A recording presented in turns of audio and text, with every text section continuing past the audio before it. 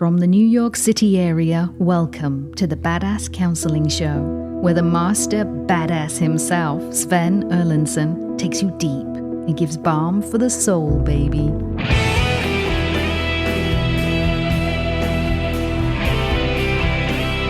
Good day to you all.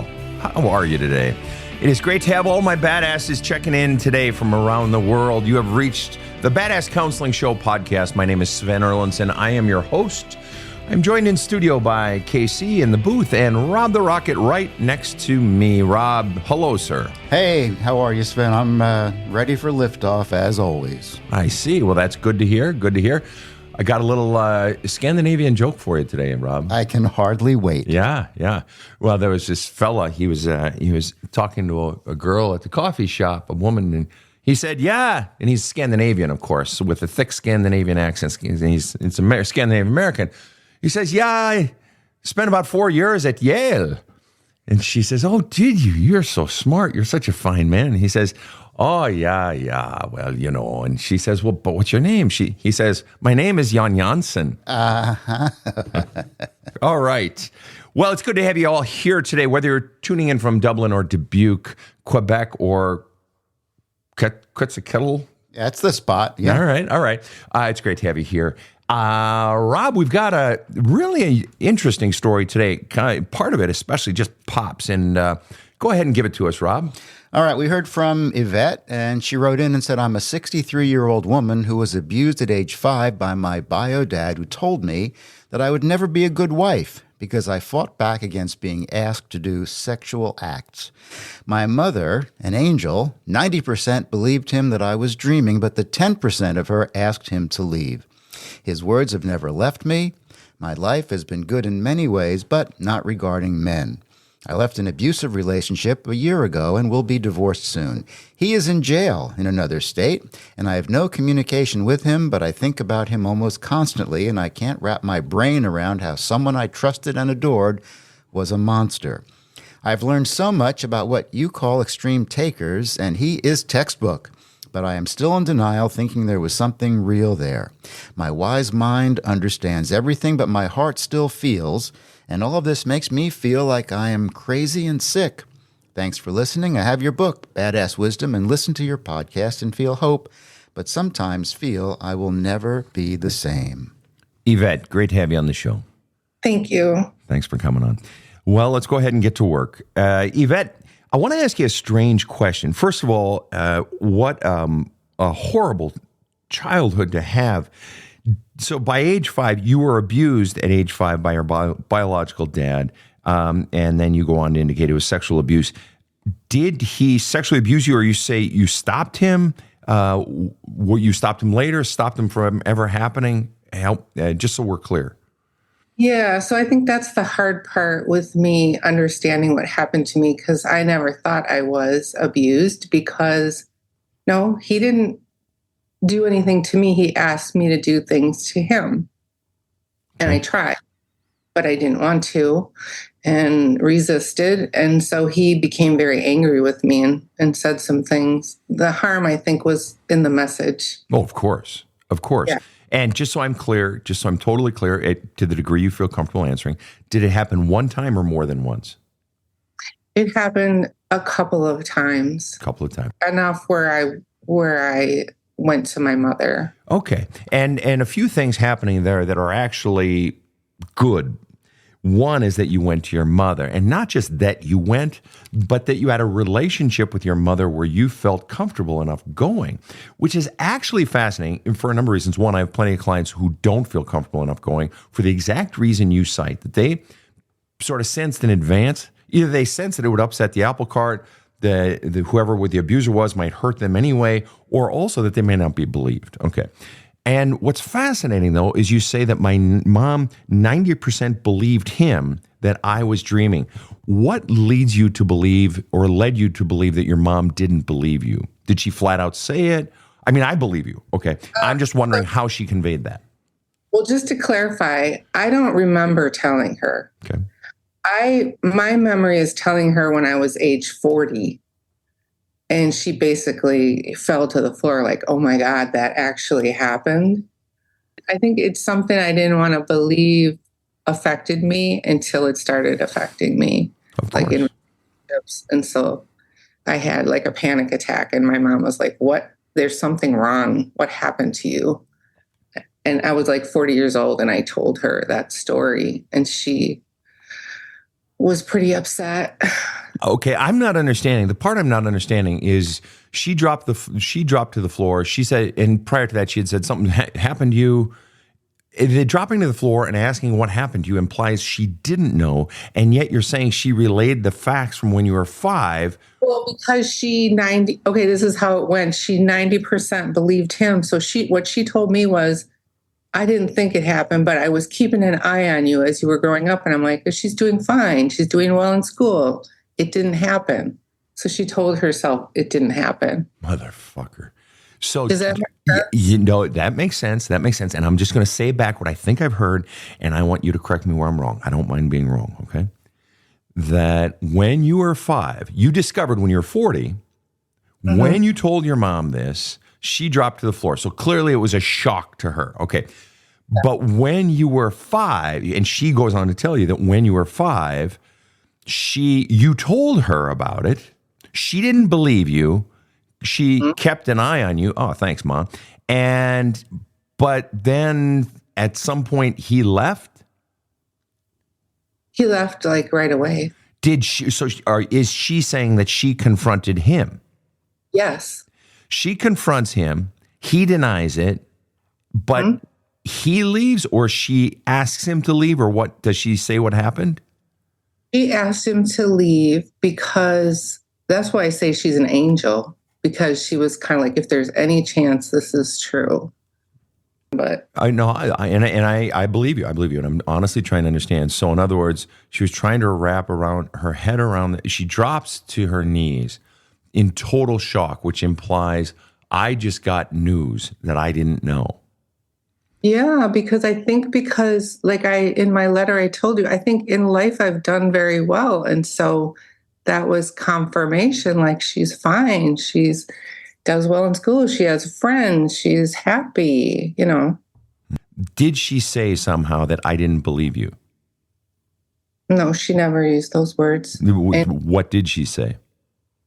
She just said, I thought you were fine. I watched you, and So just so you know, I live with my mother right now. Mm-hmm. And just out of curiosity, you felt the need to tell me that now because they're here. My parents. But not your dad who abused you at age 5, not your biological dad. He's deceased. Right.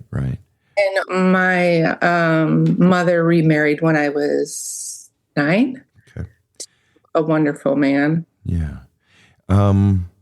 The problem in all of this, and I understand that your mother thought you were fine and so forth, and I understand this would have been 1965, and I get that, I really do, and those are different times, etc. But the problem in all of this is that though the child appears to be fine, the child wasn't fine. Mm-hmm. How would you characterize in one sentence or less what the effect was on that child of that sequence of events of your biological father not just doing that, but saying that to you? What do you think the effect was? I think I'm bad at the core. Yeah. But I did have done a lot of things to be proud of that I can feel good about myself, Sure. But isn't it fascinating that despite all the achievements and acquisitions and whatever else, titles or trips or whatever, stable life, whatever it is, there's still that hole inside. There's still that knot, that message, that stone inside that says, me bad. Mm-hmm. Yeah. And that's why I just really am so glad to be speaking with you, because I think you may be the one person that can help me with this. How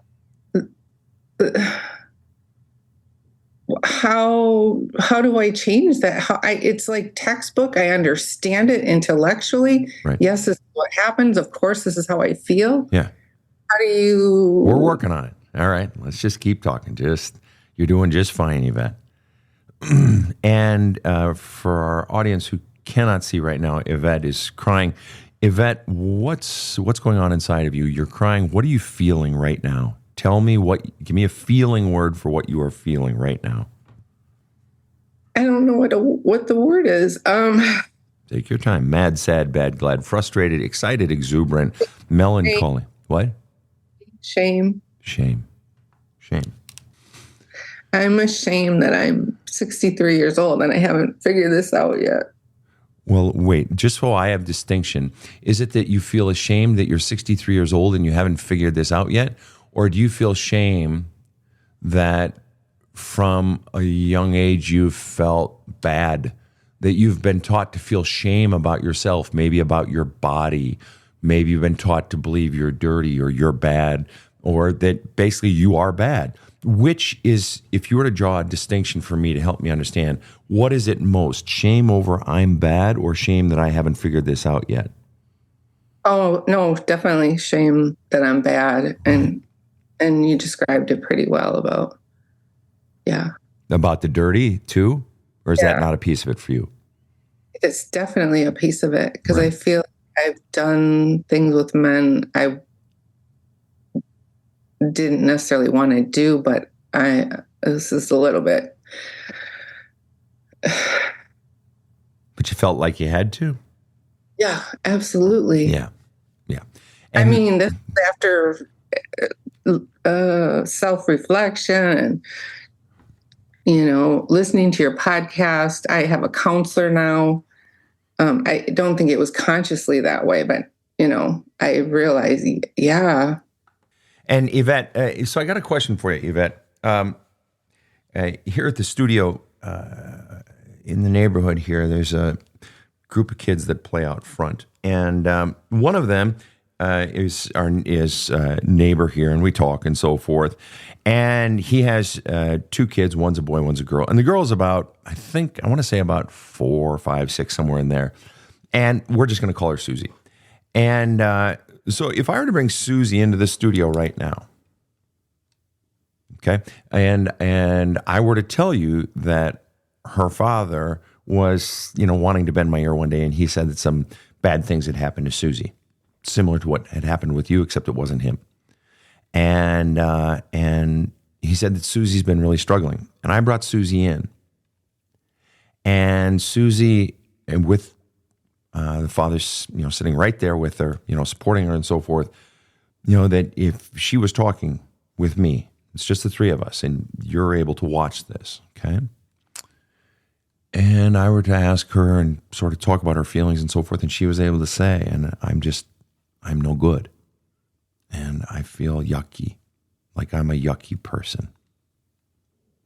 Okay?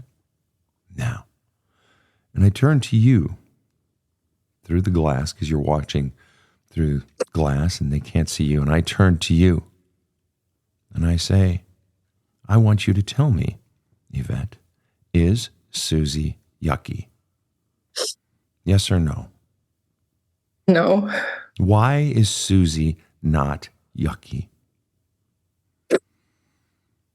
Just a baby. She's just a baby. You were just a baby. And the older we get, the more we realize how much of a baby, 5 years old and 15 years old and 25 years old, we realize how very young that is. Yeah. You were a baby. And something very, very evil was done to you by one of the two people in the entire world that you loved the very most and trusted the very most. Honestly, I adored him. Of course you did. Of course you did. He was your daddy. Of course you did. And then, I can't see him as bad. I can see myself as bad, but I can't see him as bad. And isn't that the real crime? That the person that did this to Susie, she sees herself as yucky unless her father and I and her mother teach her that he was the yucky one? Mm-hmm. Was he the yucky one, or was Susie the yucky one? No, he was. Exactly. It's easy to see in your story. Mm-hmm. And the problem is, so somewhere in there, and does she have every right to be mad at the person that did this? Does she have every right to hate the person who made her feel this way? Does she have that right? Yes. Absolutely. Absolutely. But somewhere inside of you, you were taught that your voice, your feelings don't matter. That it's about the other person being good and you're bad, which is garbage. It's garbage with Susie. It's garbage with you, right? You're not yucky. Dad was bad. Dad was evil. Yeah. And when we're children, we love our parents. Of course we do. But he did something so off the charts, heinous. Mm-hmm. Let me ask you, you went to school, I'm sure, grew up and went to school and high school, maybe went beyond that. And you remember how on tests, there would be like true, false questions, and each of them would be worth like 2 points. And then you'd have the multiple choice questions that would be worth like 10 points each. But then you'd always have like 3 essays or something big at the end, and they'd be worth like 50 points. It's like you could screw up most of the true falses, but as long as you hit the essay, man, you nailed it. But if you fail those essays, you're screwed. Doesn't matter how many of the other boxes you check. Mm-hmm. In other words, there are some things that are weighted heavier than other things. Yeah. And when it comes to parenting, protection is number one. Trust is number one. And he broke the number one thing. Don't break that trust. Don't touch your child inappropriately. And he did that. That's like an essay at the end of the test that's worth about 1,500 points. So it doesn't matter if he checked all the other boxes.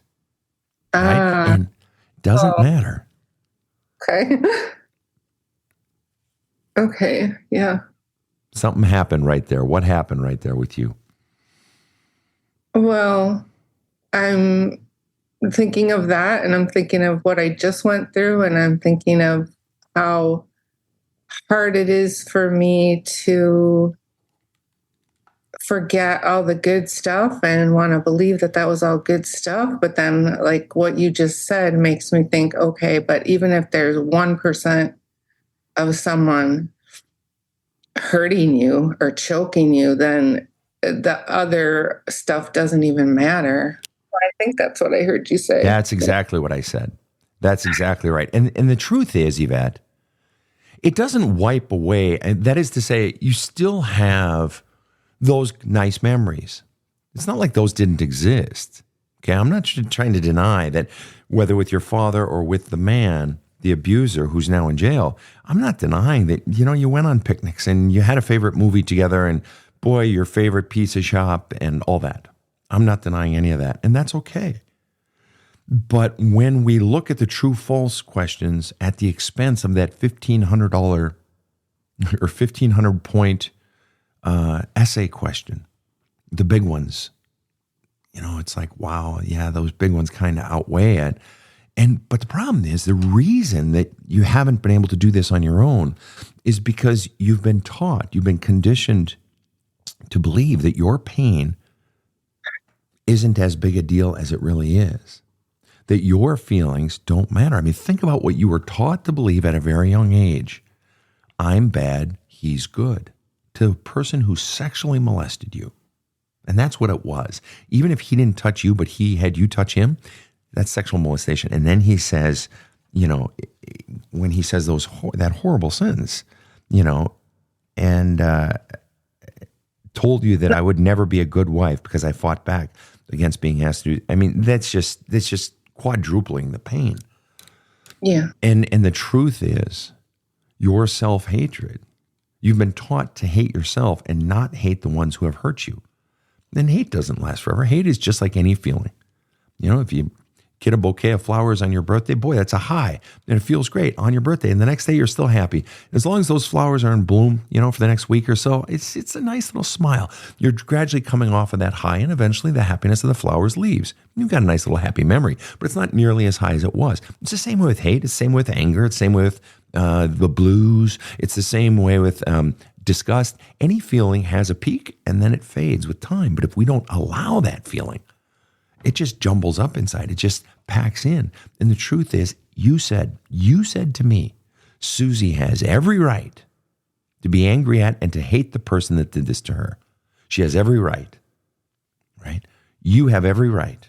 But more importantly, even more importantly than 63-year-old Yvette, 5-year-old Yvette never was allowed to have her legitimate feelings. And see, that was the real crime in all of this. Not just that this was done to you, not just that you were told those things, but that child was so fucking confused. That child was so shattered inside. That child was so afraid. Who can I trust now? That child had so many jumbles of feelings inside that no one helped her unpack. So many things going on inside of her. She didn't know what to do, just like little Susie. And all of those feelings have been jumbled. And by the mere fact that no one helped you get it out and talk it out and cry it out and anger it out, no one helped you. And so as a result, the message you got is my feelings don't matter. And so if we fast forward, he's in a jail in another state, this abusive man that you were in a relationship with a year ago, and I have no communication with him, but I think about him almost constantly.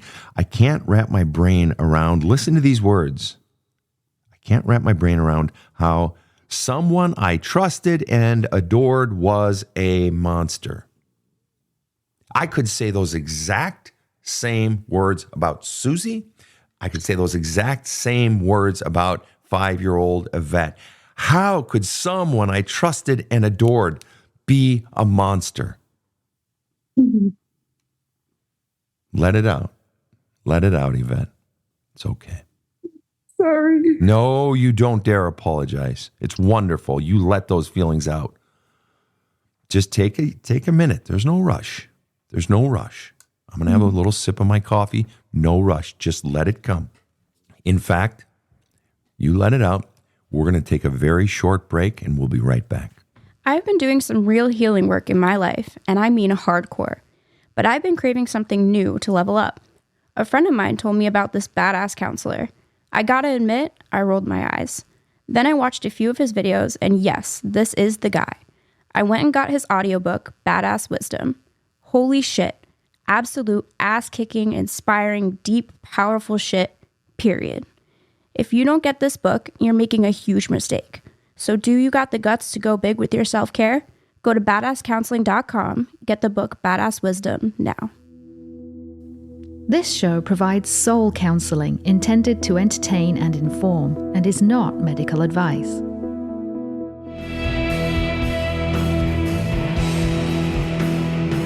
Now, back to the badass. We are back with Yvette. Yvette, you were crying pretty strongly there right before we took that break. What are you feeling right now? Give me a feeling word. Talk to me about what's going on inside of you right now. I actually feel calm for some reason. I think it was a little release there. Calm. There was a little release there. And what did you release? What released? Just judgment. Judging myself. That's right. Feeling heard, I guess. That's right. There was nothing wrong with you. I have news for you. You are this brilliant, creative, rambunctious, playful, laughter-filled, cute, sassy, sad, all these things, child. You were so normal. You were wonderful in your own unique ways. You were fantastic. There was not a damn thing wrong with you. You know that, right? I do know that.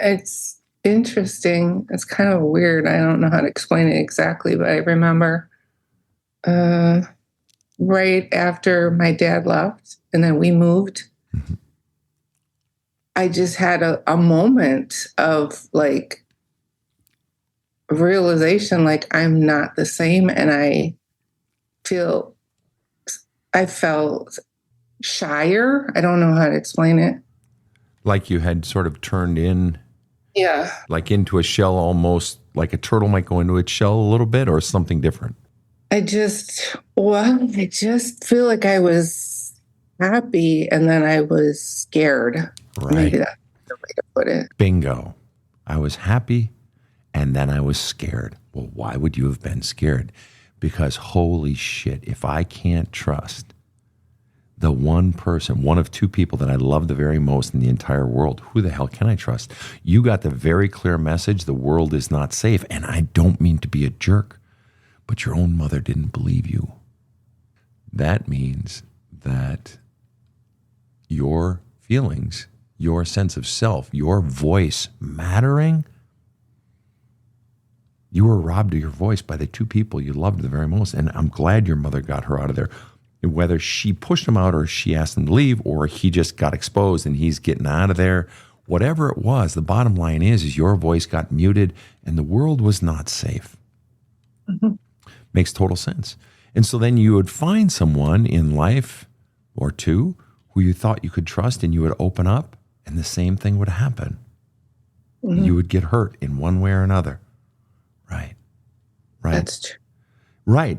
But here's the other thing is so often what we do is if we've been taught to believe that I suck, okay, if I believe that I suck at playing baseball, when I get together with the family and play softball, I'm probably not going to be very good. Right? My actions are going to confirm what I believe about myself.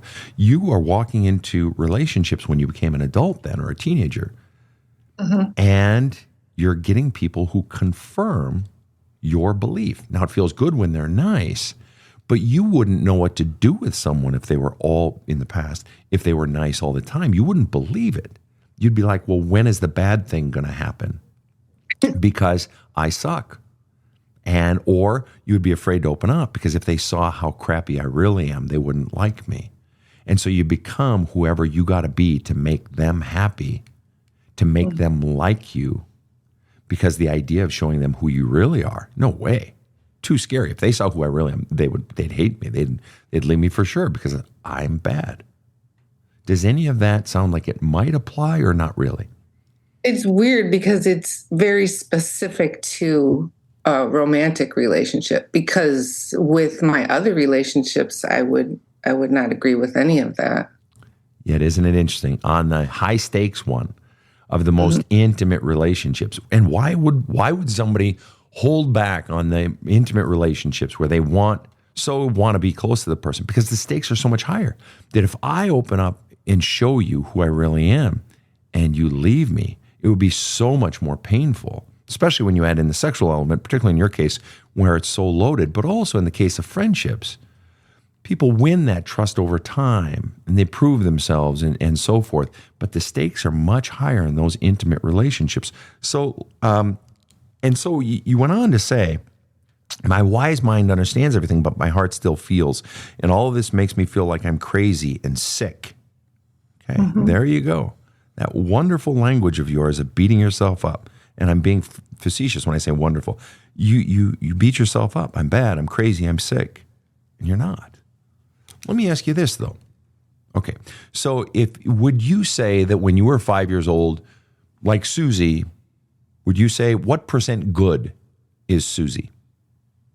2%, 88%, 100%, 6%? What percent good is Susie, this cute 5-year-old girl's rambunctious, playful? 100%. 100%. Okay. Would it be safe to say that when Yvette was 5 years old, she was 100% good? At some point. Wait a minute. You just unequivocally said that Susie was 100% good.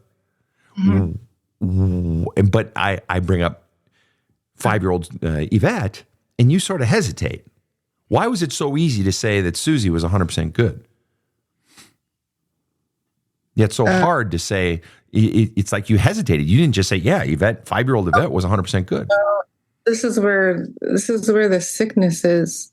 I feel like I failed him by not making him happy. Okay. And that's fine. Let me ask you this. And that happened when you were 5.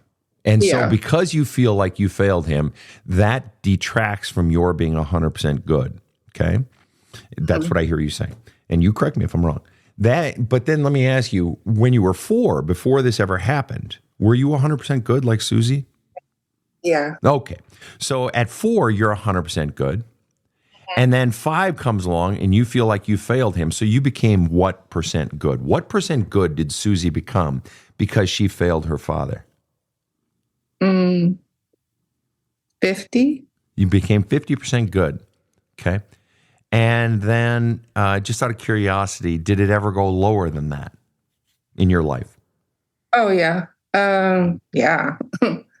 What's the lowest it's ever been? 2. 2%. And when would that have been?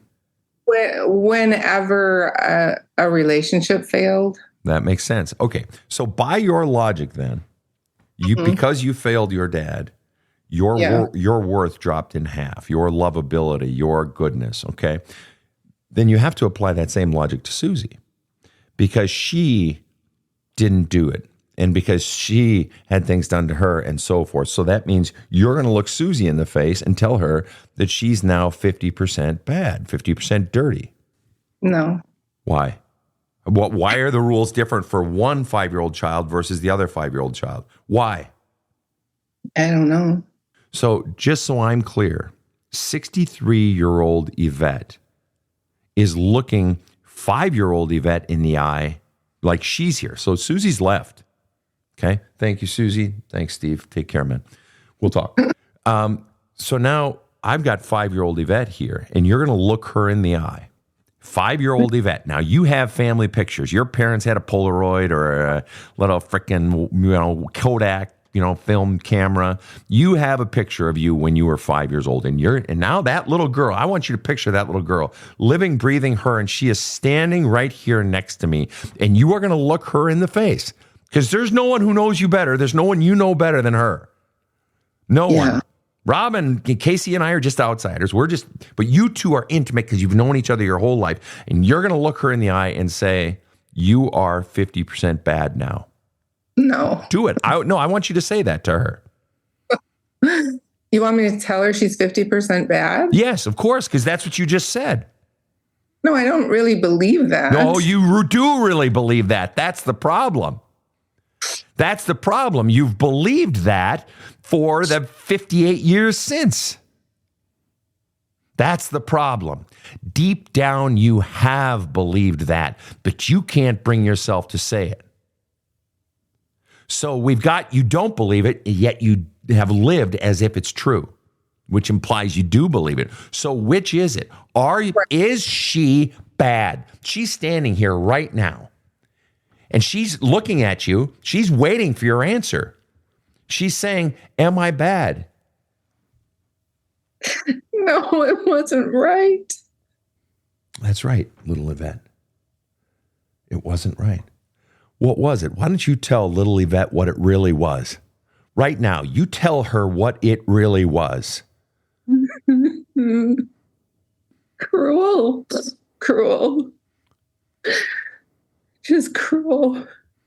And she's crying. And she says, "I'm so mad. I hate him. I hate him so much. Why did he do this to me?"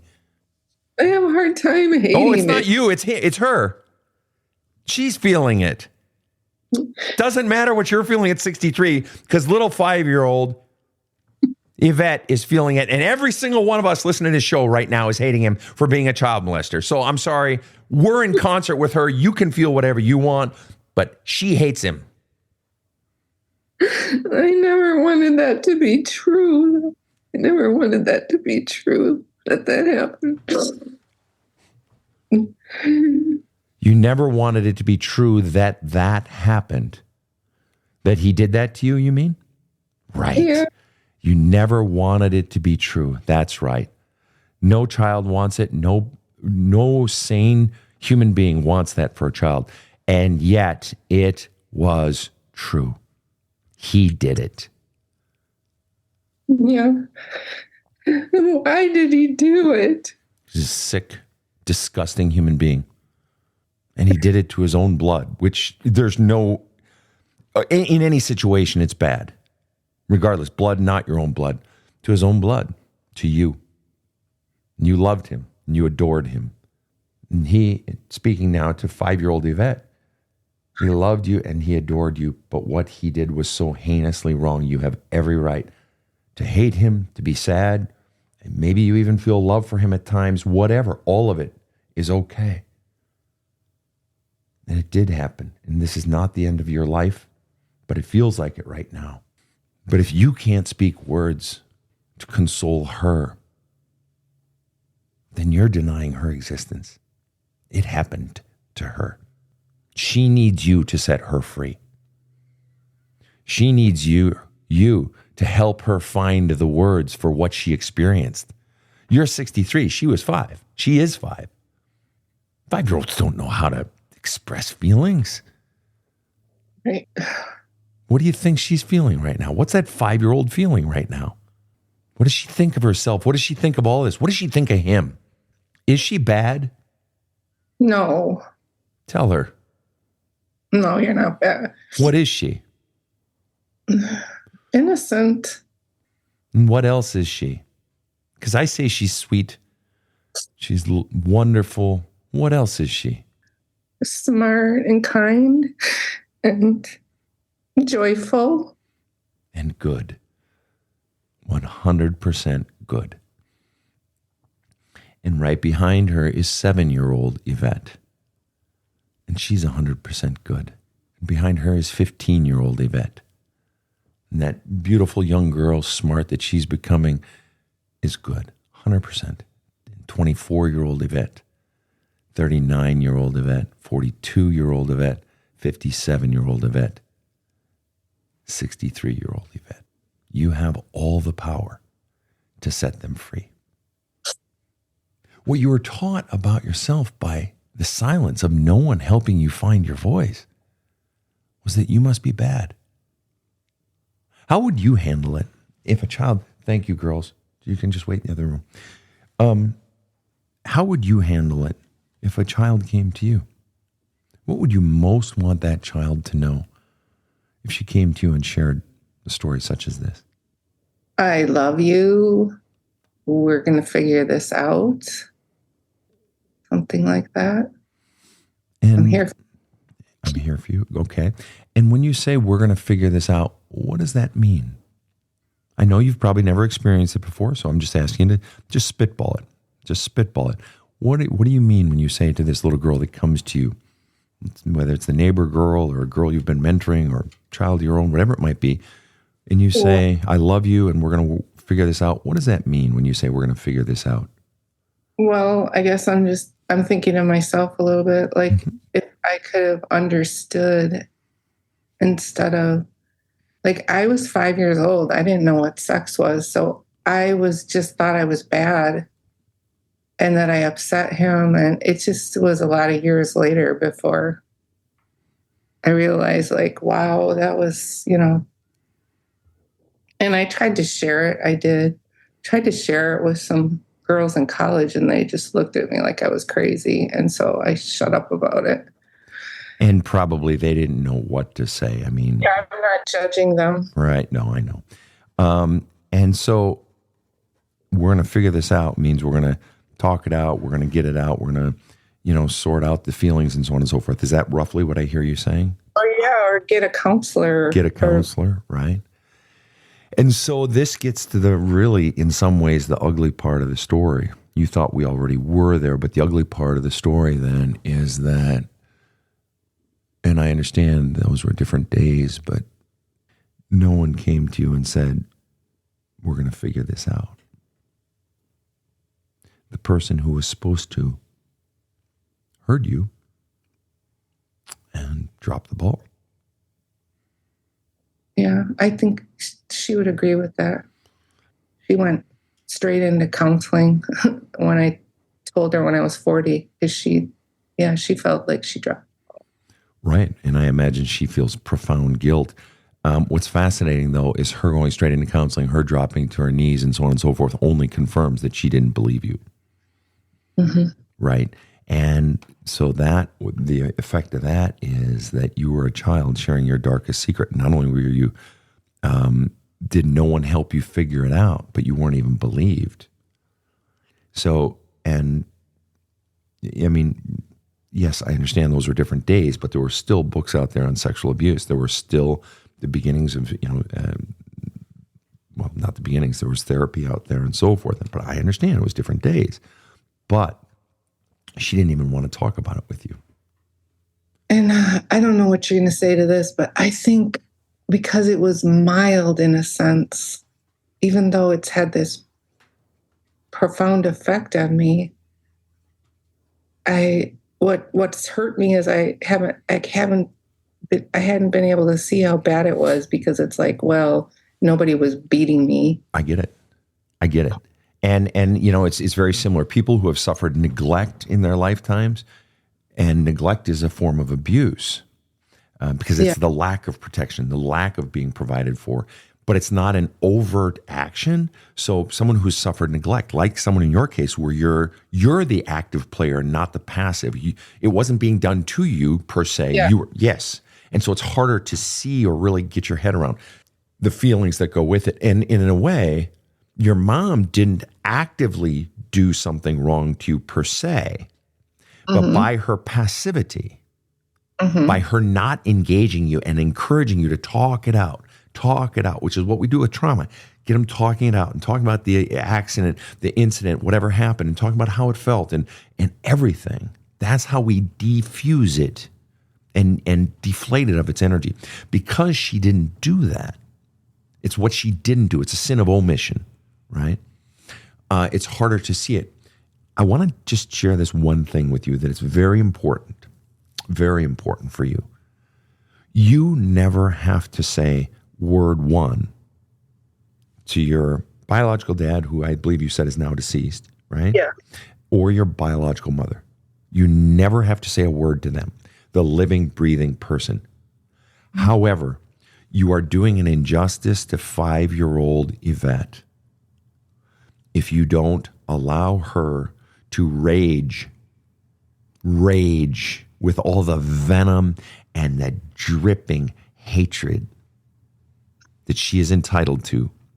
You never have to say word one to the living, breathing person, but you have every right, just as she has every right, just as Susie has every right, to get her feelings out, to rage on the mother, to rage on the father of your childhood, because one did an evil, evil thing, and the other is guilty of a sin of omission that as a result taught you that you were bad, taught you that your voice doesn't matter. She didn't believe you.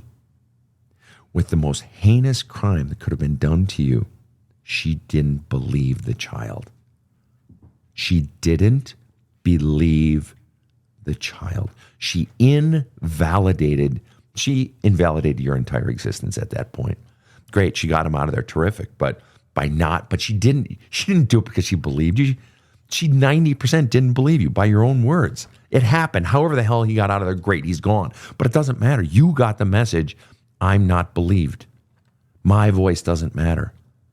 You know that when a child has something bad happen to them, if they've had a bad day at school, a parent who's in tune knows it like that, just like that. You can read it on the child. If something truly bad, like truly heinous happens, like they get the shit kicked out of them on the playground, or somebody touches them in bad ways or something, a child changes. Any in tune parent can see that. Mother or father, doesn't matter. All right? You underwent a change. I'm sorry you did. You even said so. When we moved, I changed from being happy to scared.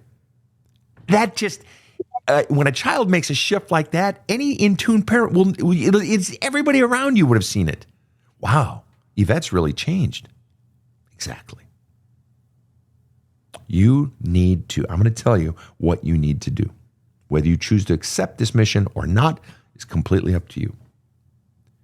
you need to, in your journaling, in writing letters that you do not send, you have to unlock a few things. One, the truth that it did happen. Regardless of whether or not you want it to happen, it did happen. Furthermore, the truth that you do have feelings in there. Whether or not you want feelings of rage or hatred or anger, there are natural, very natural responses, natural feelings in there that need to come out. And they need to be directed at the people who hurt you, let you down, silenced your voice, hurt you. Because until you find that, you are denying part of your truth. And like you've heard me tell the story before, a very dear friend of mine adored her parents growing up. And then, her mother saddled her with her, two older brothers. She took care of her older brothers, took care of them. And she saddled them by saying, family is everything, take care of your brothers. And so she did for years until she eventually realized into her 40s and 50s, wait a minute, I've been giving to my brothers, and they've just been taking. And she hated her mother for saddling her with her brothers and not her brothers with a sense of responsibility backwards. It was so one-sided. And she hated her mother for about 2.5 years. She came back to me, and I got a call. And she said, Sven, it's gone. I said, what's gone? She said, the hate. I just finally got it all out of me. And I'm back to loving my mom. Now, her mom has been deceased for 20 years. Yeah. But the bottom line is, you don't ever have to say word one to your mother, your living, breathing mother. But Right. if you don't allow that 5-year-old child, that 9-year-old child, that 19-year-old child to get all their feelings out, then now it's you. Now it's you because you're aware of it now. That child would have logically had feelings, not the least of which you were scared and you couldn't trust. And everything that has happened since, particularly in your intimate relationships, is just a repeat of all those things. And you believing you suck, so I'm just going to meet all your needs. So what needs to happen is in your journaling, in your letter writing, you need to unleash all of your feelings. The sad, the anger, you need to let it all up. I know you don't want it. I know you don't want to feel hate. It doesn't matter. Or want to feel rage or disdain or disgust, whatever it is. But it's there. There's no way a person experiences that without having those feelings there. And those will come up and those will come out. You remember when you said to me earlier, after you were sobbing quite heavily, and I asked you, how are you feeling? After you came back from the commercial, and you said, I feel calm. I said, why? You said, because I feel a release. Yeah. Right. The more you unlock that vault that has all of your authentic feelings, the greater your release. And you know what's going to happen? You're going to calm down. And you know what also is going to happen? You're not going to be afraid anymore of being yourself in your intimate relationships.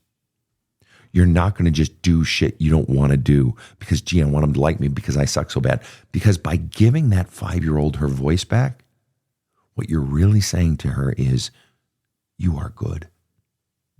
Your voice matters. You matter to me. And that's what patches the hole in the love cup. Does any of this make sense? Yeah, it's really, really hard because I still don't want it to be true. And I still want to say, if that one thing hadn't happened to me, then I would have been okay. Mm-hmm. I still don't want it to be true. I understand. So I understand everything you said. And the scariest part for you about admitting that it's true is what? What's the scariest part? What's the hardest part about the idea of admitting that it really is true? That I'm just damaged. No, you're not damaged. It really did happen, but that has nothing to do with your worth. Mm-hmm. You were led to believe that you're dirty. You were led to believe that your voice doesn't matter, but there was never anything wrong with you. Because if you were damaged, then if you really believe that you are damaged, then I'm going to bring 5 and 9-year-old Yvette back into the room. And I want you to tell them. And you can't tell them because you know it's bullshit. Yeah. You can't look a child in the eye. And so what I want you to do every morning is wake up and look at 5-year-old Yvette in the eye. And I want you to see if you can ever tell her, you're damaged, you're dirty, you're no good. No, you are good. You're wonderful. And what was done to you was fucking horrible. Fucking horrible. And I'm sorry. I'm sure your mom's a wonderful person, but she fucking dropped the ball. Not believing your child, not allowing your child to cry and talk it out. Come here, sweetheart. Let me hold you. You must feel horrible. Tell me what's going on inside of you. Talk to me, sweetheart. Tell me how you're feeling. That doesn't require a parenting book. That requires just showing the child love. That requires thinking, gosh, what would I feel if I were in a scary experience like that? It requires a little bit of empathy. And that's not unique to our era. Empathy was around back in 1966. I was born in 67. All right. Empathy was around back in 1848. I'm sorry, that is not something that's just some new phenomenon. She could have held you and let you cry and let you talk and believed you. And I know you don't want any of this true. But the longer that you don't want it to be true, the longer you perpetuate your own pain. And at some point you have to accept it. And you have to somehow come to realize that there was never anything bad about 5-year-old and 7-year-old and 19-year-old Yvette.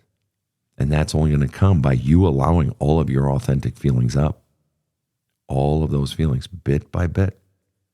I thought I was coming on here to talk about my abusive relationship that I just got out of. And it was all about my childhood experience, which I think now it makes a lot of sense to me because I haven't been able to feel any anger. And I don't know how I'm going to do that, but I understand what you're saying and I understand how important it is. And I'm not sure. I don't know. Right. I'm not sure how to do that. Right. Inside what anger really is and why in a lot of homes or lives, children are taught that anger is not okay is because inside of anger is the word no. No. When a person or a people stand up and say no and they're angry, they're saying no, this isn't okay. No, I don't want to do that. No, you can't treat me that way. No. Right? Inside of anger is the word no, and inside of the word no is ultimately the word I. I don't want to do that. No, you can't treat me this way. No, that's not okay what you're doing to me. No, I'm not going to go over and whatever. No, I'm not going to perform this sexual act. No. Inside of it is the word I. So if you can't find your anger, what it ultimately means is you can't find your I. That you have been robbed of your sense of self. Inside of your anger is finally you finding your I. You've been robbed of your I. Probably you've been nice and you've been sweet and you've been all these other things. But but that's the loss of self. If you only have that, I and anger those go hand in hand. They're part of life as well. Doesn't mean you walk around an angry person. It just means you have a right to stand up for yourself. I've been characterized by my friends as sweet or sometimes too nice. Yeah, that's right. And it's because, and the idea of standing up for yourself is bad and all those other things. And the thing that you need to keep to access into that anger, to access into that no and that I, you need to keep thinking about whether it's with the abusive relationship you just left or your own father or even your own mother, someone I trusted and adored was a monster. And mom's monsterness was in that she didn't help you find your voice. And as you said, she didn't help you through it and figure it out. Dad was a monster. You trusted him and adored him, and he was a monster. And you've just been repeating that pattern ever since. You've attracted people who treat you exactly the same way. You trust them, and they become a monster. And until you believe and trust in yourself, until you find your own voice, until you flush out all those feelings, you'll repeat the pattern because you don't want to believe that the person is a monster. But now when someone's bad or treats you poorly, you'll pick it up much, much sooner because you're in tune to your own self and how things feel. That's it. That's it. No, that's it. That is it. What specifically is it, Yvette?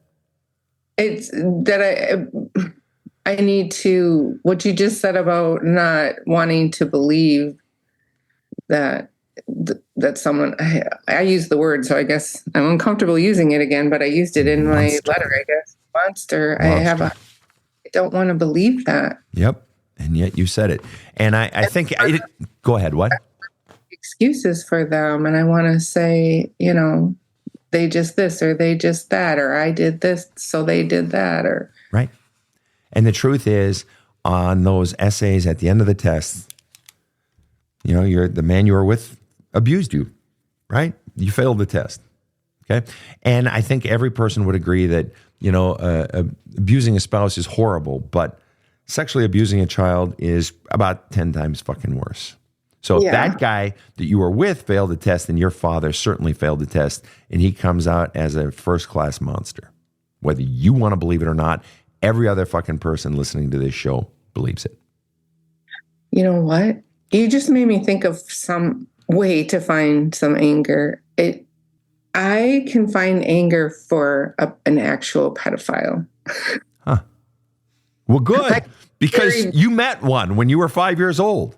No, but I don't. That's what I need to connect those dots, because I have a lot of anger. Obviously, most people do. Yep. When they kind of stories where I could easily be very, very angry. That's right. That's right. How do I transfer that to It'll happen. Focus on it more. Read some stories. I recommend that you become a part of a sexual abuse survivors group, or a child abuse survivors group, child sexual abuse survivors group, or at the very least, just start Googling and reading some of the stories. Do it. And be prepared for your own stuff coming up in a big old wave of emotion or new realizations coming, because we've cracked open the door today to the possibility your dad was a monster, you were innocent, you were good then, and you're good now. And now it's just a matter of time. It'll hit you when you wake up in the middle of the morning, in the middle of the night to go to the bathroom, or it'll hit you when you're in the produce aisle at your grocer, and you're going to start having more realizations and more feelings, and you need to journal your ass off, young lady. Yvette, you've been great. Great to have you on the show. Wonderful. You've been a wonderful guest. And please stick around for just a minute after the show, if you would, okay? Okay, thank you. Thank you to everyone around the world for listening in and sharing Yvette's story with us. On behalf of Casey and Rob, have a kick-ass day. The Badass Counseling Show is strictly copyrighted. No copies may be made without the express written consent of the Badass Counseling Show, LLC. The Badass Counseling Show is produced by Karen Camparelli and Robert H. Friedman. Executive producer Sven Erlandson. Original music by two-time Emmy Award-winning composer Trevor Morris. Have a kick-ass day.